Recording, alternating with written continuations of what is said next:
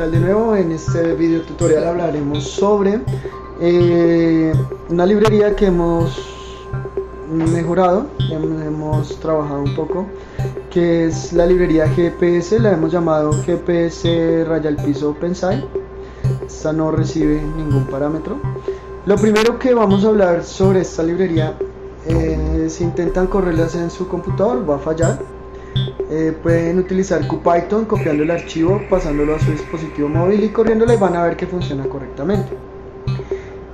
Comencemos por hablar de la librería. Vamos a mirar el constructor, la clase principal, la función principal es el init.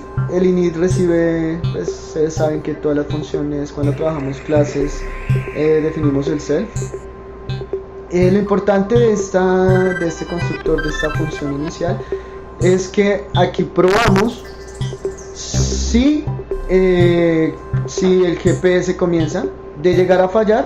Entonces no permite que termine la librería, sino que nos arroja el error de fallo al activar el GPS. Por favor, revise su conexión, y nuestro programa no va a finalizar abruptamente ni se va a cerrar. Entonces miremos, ese sería el constructor. Ahora miremos el destructor, que no lo hemos hecho. Entonces vamos a definir acá el destructor de la clase, que sería def. Definimos el destructor de la clase a través de del self, dos puntos, y le decimos que imprima: hola, soy el destructor de la clase GPS. Destructor de la clase GPS. Guardamos. Bueno, una vez que hemos visto el constructor, vamos a mirar las diferentes funciones que tiene nuestra clase. La primera función que vemos es comienza GPS. Vamos a mirar de qué se trata. Nosotros hablamos de todos estos tutoriales que estábamos trabajando con Genius, que hacía parte del proyecto Python for Android. Otro de las partes de este gran proyecto es Player, P-L-Y-E-R,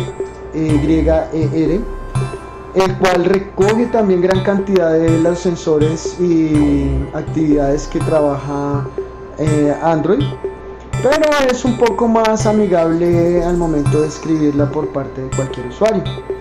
Bueno, después de haber importado Player, importó Time, pero pues no lo necesitaba. Quería crear algunos TreeRead, algunos hilos, pero no los vamos a utilizar. Ya vamos a la librería comienza GPS. Y comienza GPS, recordemos que recibe unos argumentos. Entonces acá hay un puntero que nos va a definir unos argumentos cuando se llame esta función. Generamos una variable de tipo global, la cual vamos a llamar los datos relativos. Después la utilizaremos y vamos a probar. Lo primero vamos a llamar como de Player se importó GPS. Entonces aquí GPS punto, vamos a definir vamos a ir a la función de configuración y vamos a decirle que si en la localización sea igual a los datos GPS, o sea que si en la localización hay datos GPS, puede comenzar el GPS, o sea GPS.comienza. Luego va a llamar a los datos relativos, y esos datos relativos se van a convertir como en un buffer, porque va a llamar a buffer.gps, a la función buffer, y este dato relativo va a almacenar todos los datos de geolocalización de nuestro dispositivo en esta humilde y sencilla variable. Después de eso vamos a decirle que retorne estos datos relativos si en alguna ocasión los llamamos desde una función, entonces podamos obtener algo de esta función. Si llega a fallar esto, entonces vamos a capturar ese fallo. Vamos a decirle que los datos relativos igual a 0, o sea que no hay datos relativos. Imprima datos relativos aquí y pase la función para que no vaya a cerrar el programa abruptamente. Y pues nuestra función comienza GPS va a retornar los datos relativos, bien sea que hayan datos o no hayan datos relativos. Vamos a mirar otra función. Vamos a mirar la función de buffer GPS, que esta función buffer GPS recibe los datos de GPS. Buffer GPS solamente va a recibir los datos de GPS y vamos a poderla llamar por si comienza GPS no nos arroja los datos. Entonces podemos también llamar otra función para mirar cuáles son los datos que está recibiendo nuestro dispositivo a través de buffer GPS. Y esta función nos va a retornar estos datos. O sea, tenemos dos opciones, si falla una podemos ir por la otra.